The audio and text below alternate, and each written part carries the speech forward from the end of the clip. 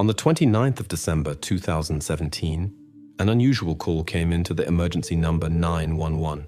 The caller, who introduced himself as Sean Fondon, reported that he works as a plumber and had found in a drain pipe about 5 to 10 kilograms of something that looked like meat. This call led the police to a house on Macmillan Drive in Warsaw, Ontario, Canada. Sean had made a disturbing discovery that was clogging the sewage system. Further investigations led the police to a neighbor, 45-year-old Adam Strong.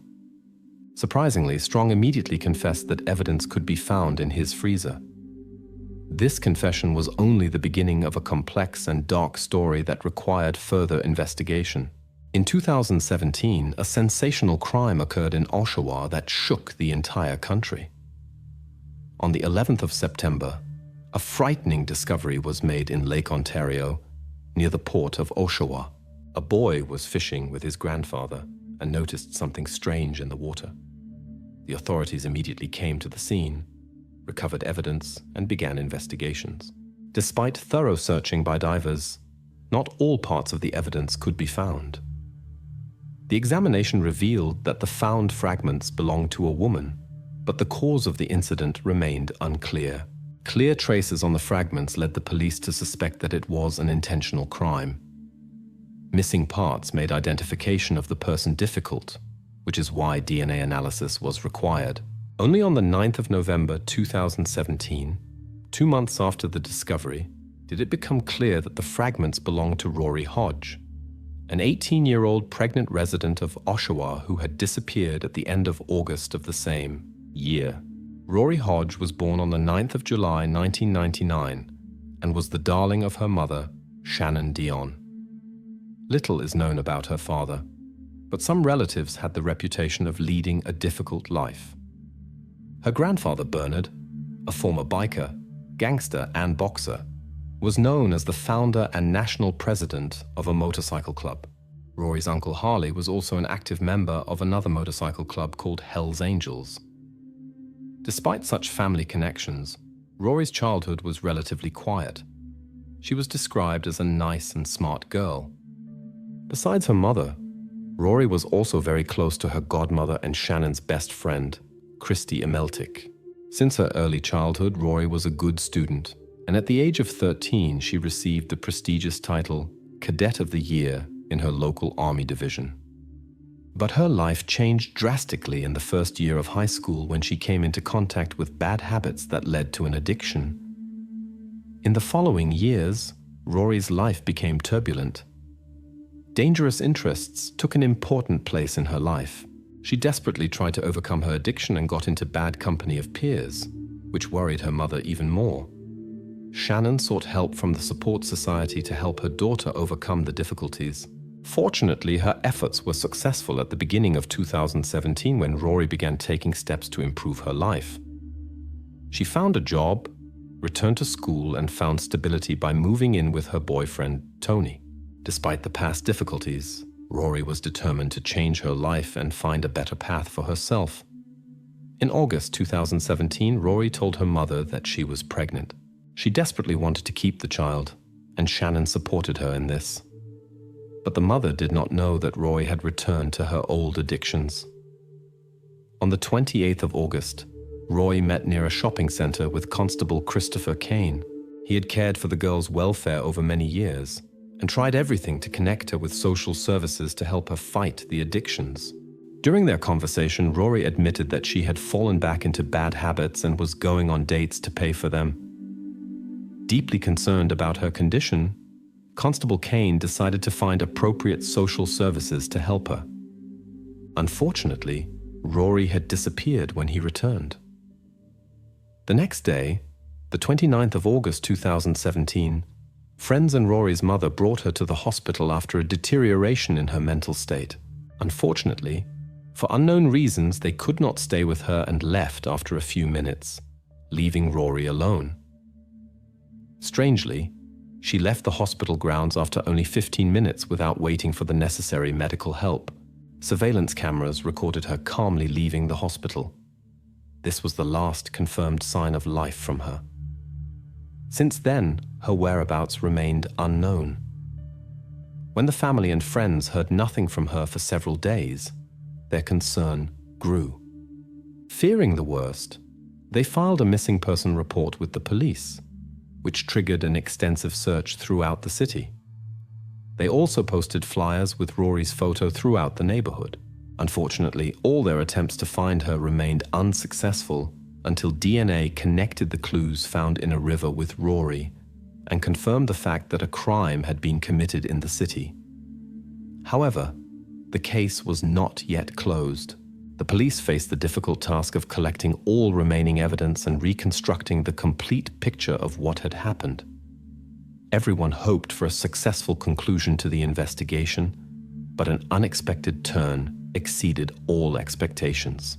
Only 2 months after the discovery of the first clues, the residents of the upper floor of the house on Macmillan Drive 19 began struggling with constant sewage problems. The situation worsened so much that the couple had to call a plumber on the 29th of December. There was no blockage in the upper floor toilet, and the plumbers asked for permission to enter the apartment of the neighbor below, 45-year-old Adam Strong. When they began working on the lower floor, they noticed an unpleasant smell that was strange and not typical of sewage odors. The situation became even more concerning when Adam became nervous and restless. He paced around the room, watched every movement of the plumbers, and asked many questions. Although his behavior irritated the workers, they tried to ignore it. Adam explained his behavior by saying he was curious since he had tried to solve the problem himself, but had been unsuccessful. The plumbers might have continued to ignore his behavior, but their discovery in the pipe changed everything. Shaken by what they had discovered, the plumbers immediately contacted the police. A few minutes later, the police officers arrived at the apartment. They confirmed that the plumbers had indeed found important evidence of the crime. After gathering information from the concerned couple and the workers, the officers began the conversation with Adam Strong. They expected him to hide information, but his confession shocked them. With his head lowered, Adam told them exactly what they had found, and added that if they needed the rest, these parts were in his freezer. Adam was immediately arrested, and the police began searching his apartment. It was difficult because all corners were covered with dirt and a terrible smell hung in the air. In the bathroom, they discovered that Adam had removed the toilet to fix a blockage. But the most surprising thing they found in the bedroom. In the freezer, they discovered evidence, including a tattoo with the inscription, "I live," that Rory Hajj also had. Another DNA analysis confirmed that the found evidence was indeed connected to the recent discovery in the river. The police officers also determined that Adam had built an improvised table for his purposes. During the search, they found many strange objects as well as a homemade explosive device that could be diffused before it could cause damage. Nevertheless, it could not be determined where the explosive device came from. Since there is no direct evidence that Adam committed the act, the police could not charge him with a first-degree crime. Instead, he was charged with concealment of evidence. The investigators decided to examine the life of this 45-year-old man more closely.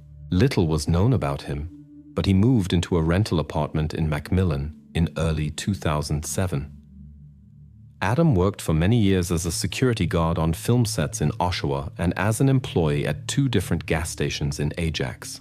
People who knew Adam Strong described him as a strange person with a sloppy character who thought himself smarter than he was. He tended toward endless conversations and did not know when to stop.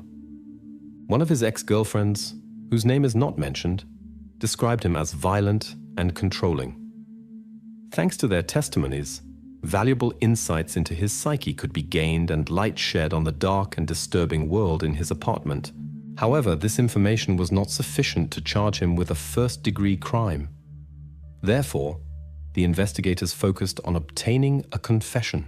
In the early morning of the 30th of December 2017, investigators Darren Short and Hermana Dariga from the Serious Crimes Department conducted an interrogation with Adam Strong. At this point, he had already made contact with his lawyer. The investigators knew this was their only chance. The next day, the hearing about his release on bail was to take place. After that, they could no longer question him without a court order. They had to obtain important information from Strong while it was still possible. When they began the interrogation, they did not know what to expect. At least they thought Adam would be nervous since he was finally arrested. But he remained calm, composed, and most importantly, indifferent to what was happening. The greatest difficulty was obtaining information about Rory Hajj.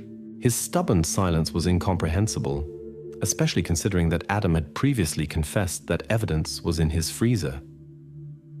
Knowing that time was short, the investigators decided to change their tactics. They tried to appeal to his emotions, hoping that Adam would show at least a spark of conscience or compassion for Rory and her family, so as not to evade the questions. But Adam constantly changed the subject of conversation, and his answers were frighteningly indifferent. Although they did not have enough evidence to prove that Rory was in his apartment, their ultimate goal was to find out the truth about her fate. Unfortunately, Adam Strong proved to be a more difficult opponent than expected. To all questions about Rory, he gave no answers during the entire 2-hour interrogation. Since they saw no progress, the investigators reluctantly decided to break off the interrogation. The secrets of the encounter between Rory and Adam Strong remained unsolved. Fortunately, Adam remained in custody for the investigators since he was denied bail, which extended his detention. The police continued to search his house looking for further evidence. The report on the evidence already found helped to better understand the events. The investigation revealed information about Rory's condition before the tragedy.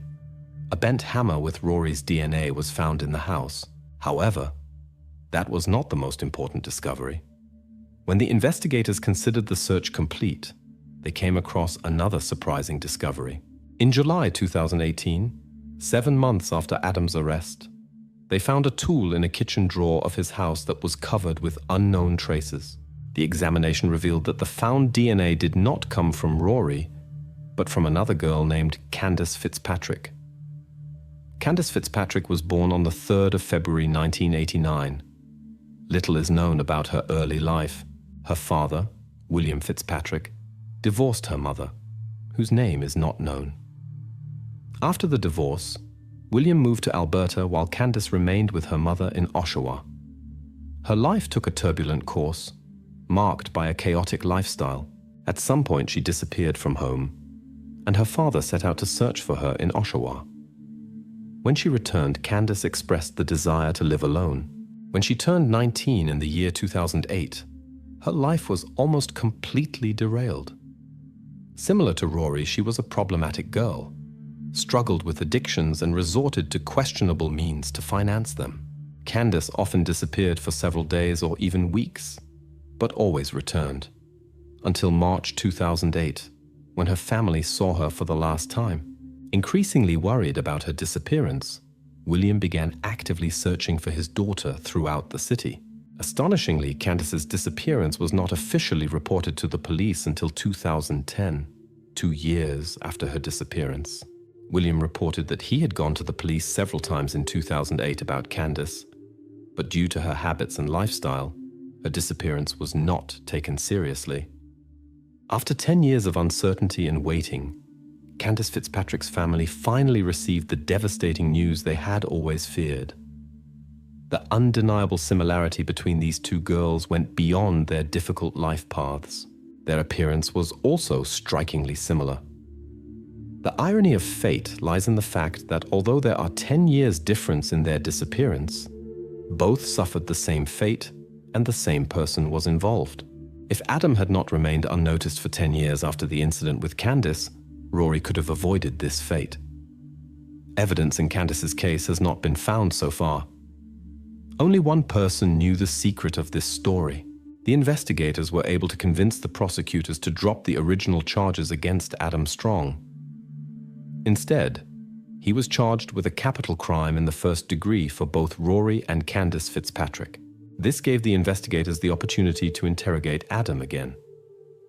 Considering the importance of the moment, the police headquarters brought in investigator Paul Mittin, who is known for his expertise in investigating complex cases.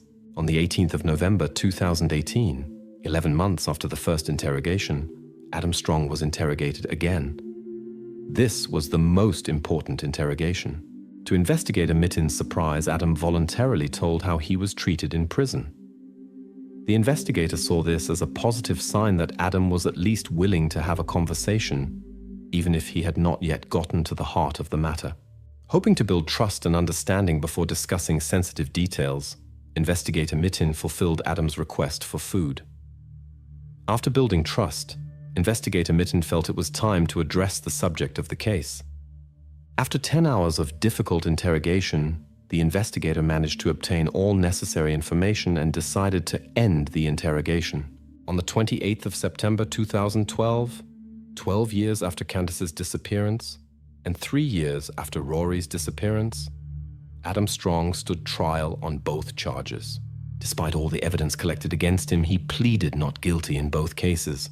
During the court proceedings, the prosecution carefully presented numerous pieces of evidence, including interrogation protocols, to support their version against Adam Strong.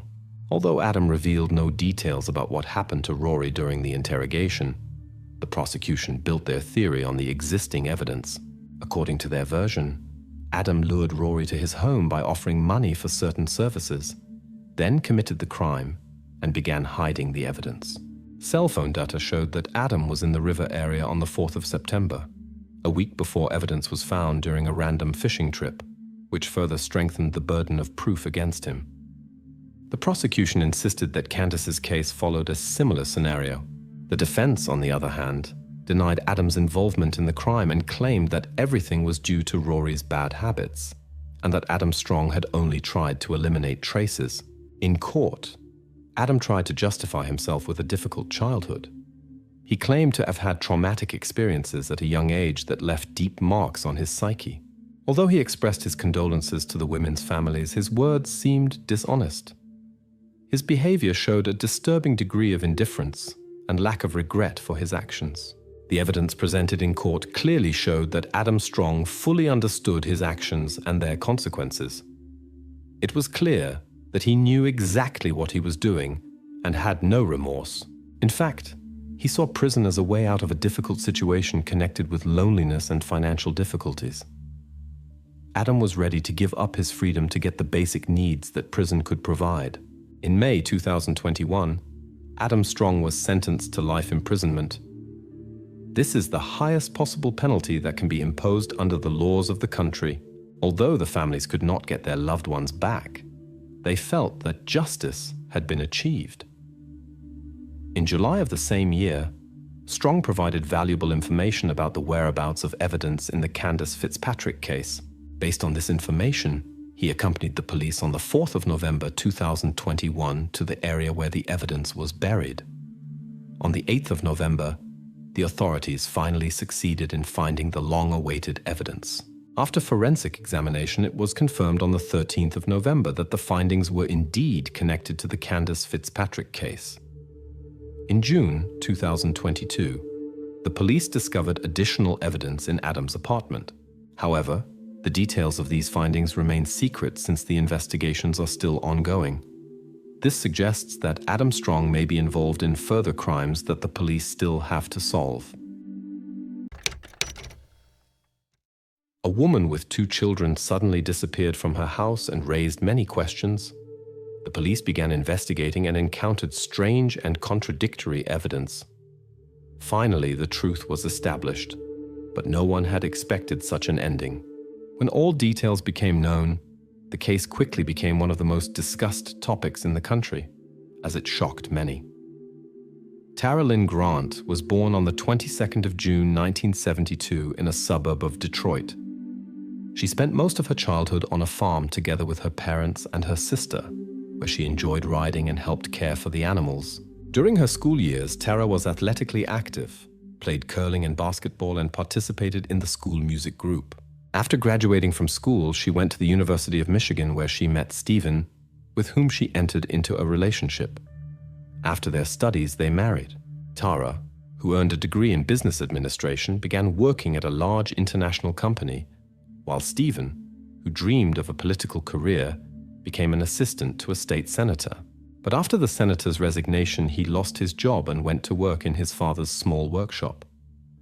4 years after the wedding, the couple's daughter was born, and some years later, a son. After the birth of their second child, the family moved to an upscale neighborhood. At this time, Tara had made a significant career leap, but this had its price. She had to travel frequently on business trips to oversee work processes and was only home on weekends. Most of the childcare fell to Stephen, as she was constantly traveling in various states and abroad. While he worked at his father's company, the man had a flexible schedule that allowed him to spend more time with his children. Nevertheless, it was difficult to combine work and childcare, so the spouses decided to hire a full-time nanny. In the USA, there is a program that allows families to invite nannies from other countries to live in their homes and watch the children around the clock. Thanks to her work, Tara could afford this luxury, and soon they found a suitable candidate. They invited a girl from Germany who quickly built a good relationship with the children and took over most of the care duties. Relieved of some duties, Stephen began coaching a children's soccer team. Despite the family's stable financial situation, Tara's constant absence negatively affected her relationship with her husband. She only came home on weekends, which led to frequent arguments between her and Stephen. Tara hoped that with her new promotion she could change her schedule and spend more time at home. Until this point, however, she was away almost every day. This continued until the 14th of February 2007, when something unexpected happened. On Valentine's Day, Stephen called the police and reported that Tara had been unreachable for 5 days. He told them that she had returned from a business trip on the evening of the 9th of February and said that she had to leave a day earlier than planned, so in 24 hours. This led to another argument, and Tara began packing her suitcase. After a few minutes, Stephen heard her say on the phone, "I will wait at the end of the street," after which she left the house, got into the car, and drove away. Since then, Tara had not answered his calls and had not been in touch.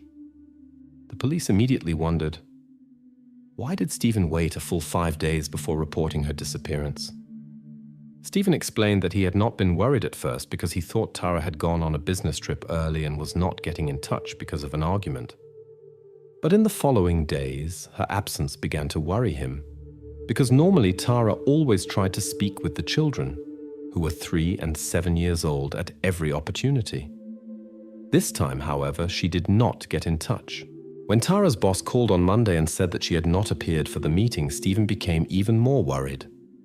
He contacted her relatives and told them what had happened. The family suspected that Tara had simply taken a break from the constant arguments and would return soon. Tara had told her parents several times that her relationship with Stephen was complicated by her work, and they often argued.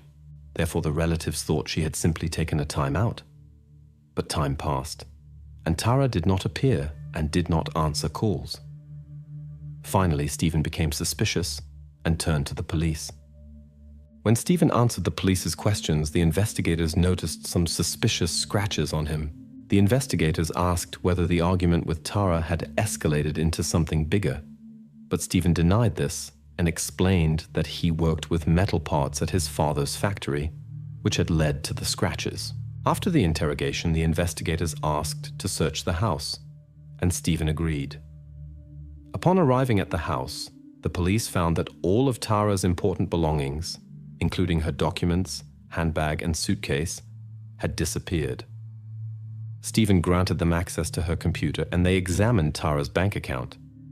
There had been no transactions on it since her disappearance, which was strange, because on a trip she would have needed money for tickets, hotel, and other expenses. However, there had been no movements on her account in the last 5 days. The search of the house yielded no clues that could shed light on Tara's disappearance.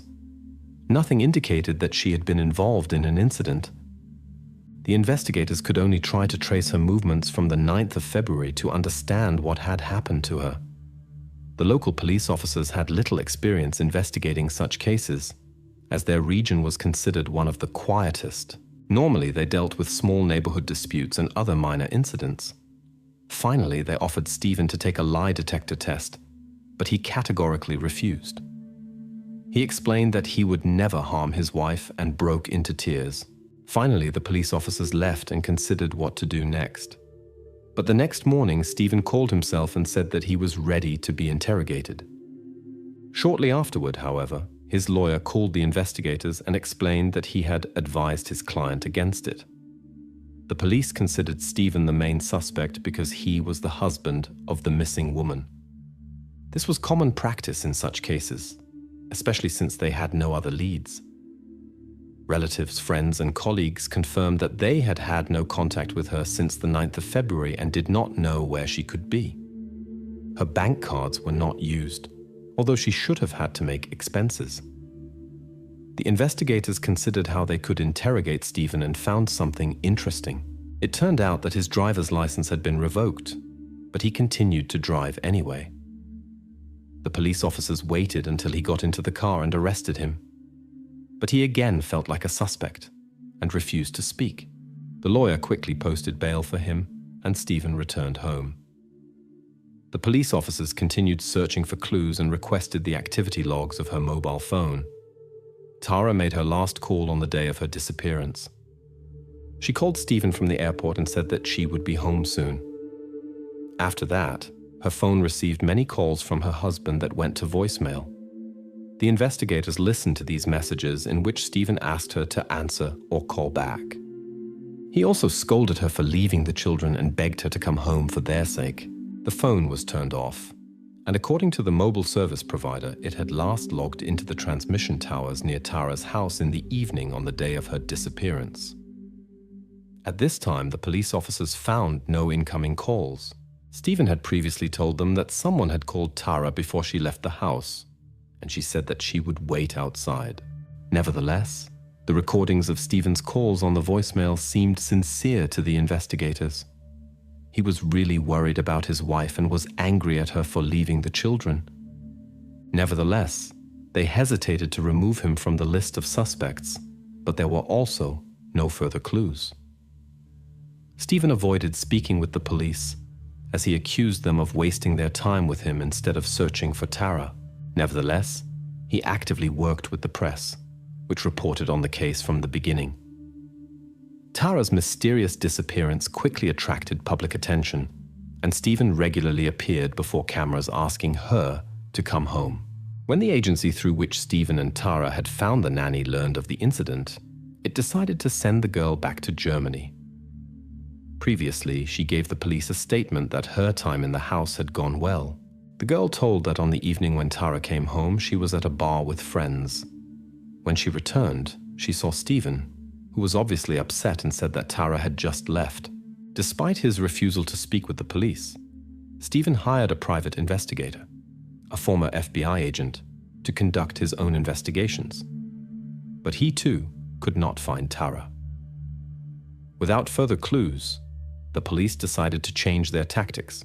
They contacted the agency through which Stephen and Tara had found the nanny and discovered interesting details. It turned out that before the girl from Germany, 6 nannies had worked for them, each only briefly. The investigators spoke with them, and almost all the girls noticed that Stephen's behavior was not only strange but also frightening. They reported that he rummaged through their belongings, asked personal questions, and often spoke rudely to them when giving orders. This prompted the police to wonder why the last nanny from Germany described her experience in this house exclusively positively. They received permission to monitor her emails and phone calls. In doing so, they discovered unexpected information. The correspondence showed that there was an affair between the nanny and Stephen. It turned out that the 19-year-old girl was with Stephen while Tara was on business trips, and this lasted until her forced departure. Although this was an important signal for the police, the affair itself did not prove that Stephen was involved in Tara's disappearance, so the investigators continued to search for further clues. In conversations with Tara's relatives and friends, it turned out that none of them had liked Stephen since her wedding to him.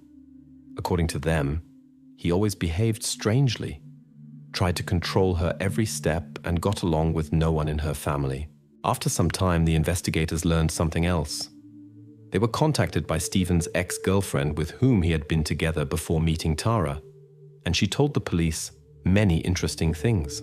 She claimed that Stephen had contacted her a few months ago and that their conversations became increasingly open over time.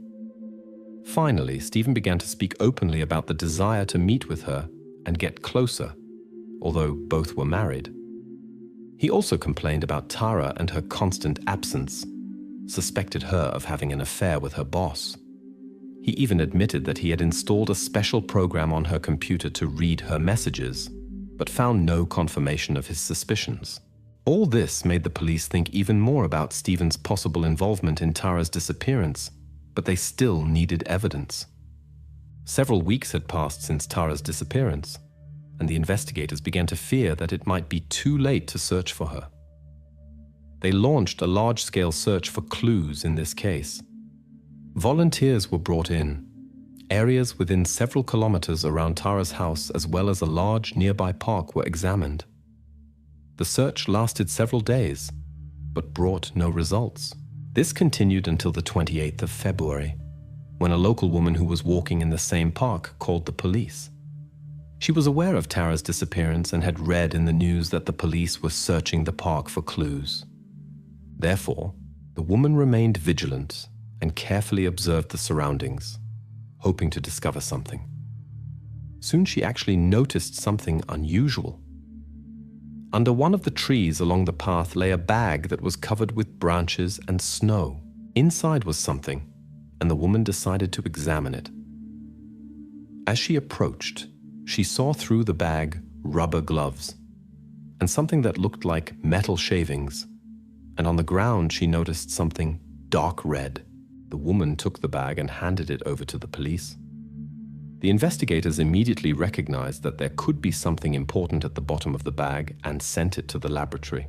However, there was a problem. The experts warned that the DNA analysis could take up to 2 months due to high workload. Nevertheless, they examined the contents of the bag and reported that the find could indeed be connected to a person. The police immediately concentrated their search on the area where the bag was found and deployed all available forces. Stephen did not participate in this search and explained that the police officers were biased against him. While the police examined the park, Stephen gave a major interview in which he made many questionable statements. He began to criticize Tara for her frequent absence and called her a bad mother.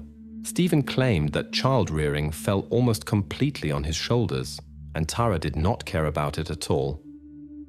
However, the journalists found out that Stephen earned very little, and the family lived off Tara's income. When confronted about this, he became angry and claimed that he earned well and did not need his wife's financial support. He also accused his wife of cheating, although he presented no evidence. Overall, Stephen constantly criticized and condemned Tara in the interview and told how difficult it was for him in this marriage. During the interview with the man, the investigators were able to make some progress. Previously, they had applied to the judge for a search warrant for Tara's house but could not obtain it due to lack of evidence, and Stephen did not allow them to search the house again. But after the discovery of evidence in the park, the judge finally agreed to issue a search warrant. They came to the house when Stephen returned after the interview. The police officers informed him that they wanted to conduct a search. The man opened the door and immediately called his lawyer, who asked the police officers whether his client was under arrest and received a negative answer. Stephen decided to walk his dog, fetched him from the house, and left. The police officers began the search. They searched the house thoroughly, room by room, and finally reached the garage. In the garage, one of the investigators discovered a large green container with several bags in it. When he opened one of them, he saw an unknown substance and women's clothing. As he opened the bag further, the police officer realized that he had come across evidence. There were 5 bags in the container, and the investigators realized that they had found what they were looking for. They suspected that it was Tara, and that Stephen was the culprit. However, Stephen did not return, and the police officers put him on the wanted list, as they feared he might flee or harm someone because he knew that he faced a prison sentence. At the same time, the officers brought in additional forces for the search in the park, since only part of the evidence was found in Stephen's garage. Over 100 officers from neighboring counties participated in the search, which quickly led to results. Only a few hundred meters from the first discovery site, they found another part of the evidence. Due to the sub-zero temperatures, the evidence was well preserved, and the investigators immediately recognized that it was indeed evidence in the Tara case. During all this time, the investigators tried to find Stephen, but their efforts remained unsuccessful. They contacted his friend, who told them that Stephen had called him and reported about the search of his house and asked him to pick him up. The friend came and brought Stephen to his home. On the way, he noticed that Stephen was behaving strangely.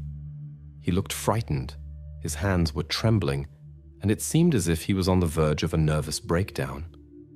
When they arrived, Stephen said that he wanted to see his children and asked to borrow his car. At this time, Stephen's children were in another state under the care of his sister, and the friend gave him his pickup. Stephen drove away. The police requested the data from his phone and bank cards, which allowed them to quickly track his route. They saw that Stephen withdrew money several times along the way and called his sister. This confirmed that he was on his way to his children, and the investigators decided to follow his trail. Unexpectedly, the police received a call from Germany from a nanny with whom Stephen had an affair. The woman told them that Stephen had confessed the crime to her. According to his statements, there really was an argument between them that evening. He began shouting at her, and the situation got out of control, leading to the tragedy. The police no longer doubted his involvement, but it was still necessary to find him. For several hours, they searched the area along the road to the neighboring state and soon discovered Stephen's friend's car. The car had been abandoned at the entrance to a national park, but Stephen was not in it. The police went into the park and finally found him after a few hours with the help of a thermal imaging camera. Stephen was lying lightly clothed under a tree, and the officers realized that he might be freezing. He was in a confused state, talking to the trees and uttering incomprehensible sentences. Stephen was urgently taken to the hospital by helicopter. Although his body temperature had dropped to 31 degrees, the doctors were able to save him, although complete recovery took time. While he was in the hospital, he was charged, and the investigators handed the case over to the court. On the same day, his lawyer voluntarily withdrew from Stephen's defense. When asked about the reasons for this decision, the lawyer answered evasively, "I have to be able to look at myself in the mirror every morning." Stephen was assigned a new lawyer. Meanwhile, medical experts examined the latest finds. One of the most experienced specialists in the country was appointed as the lead pathologist. After analyzing the evidence, he concluded that Stephen's version did not correspond to the truth. The man claimed the incident was caused by an unfortunate fall, but the real cause was intentionally induced lack of air. When Stephen had fully recovered, the investigators went to the hospital, and he told what really happened that night. According to his statements, Tara came home and said she had to leave again a day early. An argument ensued during which he shouted at her. When she tried to leave the room, he wanted to stop her and met resistance.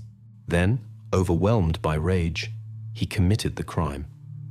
Afterwards, he began developing a plan for how he could cover his tracks. For several days, he thought about how he could get rid of the evidence, and at the same time, he created an alibi for himself. He called Tara and left messages on the answering machine asking her to come home. On one of the days, he took his children's plastic sleds and went to the park, where a woman with a dog later found the said packages. There he placed the container on the sleds to transport it far away from busy places and began pulling it up the hill. Several days after the search for Tara began, the investigators announced that an operation had started in the park. This frightened Stephen very much. One of the bags, the largest one, was poorly hidden, and he was afraid that it would be found quickly. Therefore, Stephen walked to the park, found the bag, threw it over his shoulder, and brought it to his father's workshop, where he left it on the roof. One day before the interview, he took a container from home, drove to the workshop, retrieved the bag, and brought it to his garage. The next day, the police received a search warrant for the house and found the bag in the container. Stephen confessed that when he realized his guilt was obvious, he did not intend to give up without a fight. Nevertheless, he could not implement his plan and was found in the park. During the interrogation, Stephen showed no remorse. On the contrary, he often smiled and joked, even when he described how he eliminated the evidence. While Stephen awaited his trial in prison, the children lived with his sister, which did not make Tara's family happy.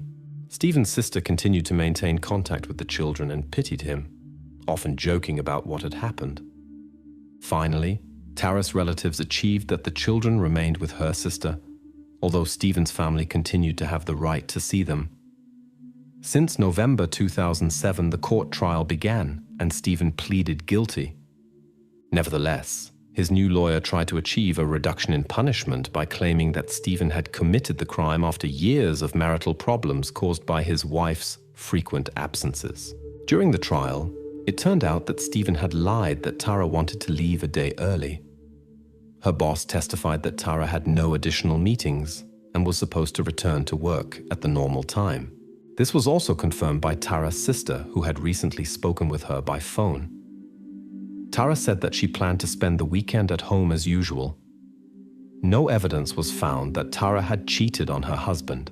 Her boss assured that they had purely professional relationships, which was confirmed by the correspondence. Even Stephen admitted that he did not believe in infidelity. The prosecution could not prove that Stephen had planned the crime in advance. It appears that he committed the act in anger, which is why he was charged with a second-degree crime and not a first-degree crime. On the 21st of December 2007, the jury unanimously declared Stephen guilty and sentenced him to 50 years in prison. Stephen's lawyer tried to appeal the verdict, but without success. Since then, Stephen has been serving his sentence in prison, but his story does not end there. What happened to Tara attracted the attention of many people throughout the country, and Stephen seemed to enjoy it. In prison, he began writing a book and planned its publication with the help of his sister. They even discussed a possible film adaptation, and Stephen considered which famous actor could play him. In the year 2008, something else became known. Stephen's children told their aunt that they had become witnesses to the incident when they came out of their room because of the screaming. When this information reached the media, Stephen's relatives accused the children of lying and continued to defend him.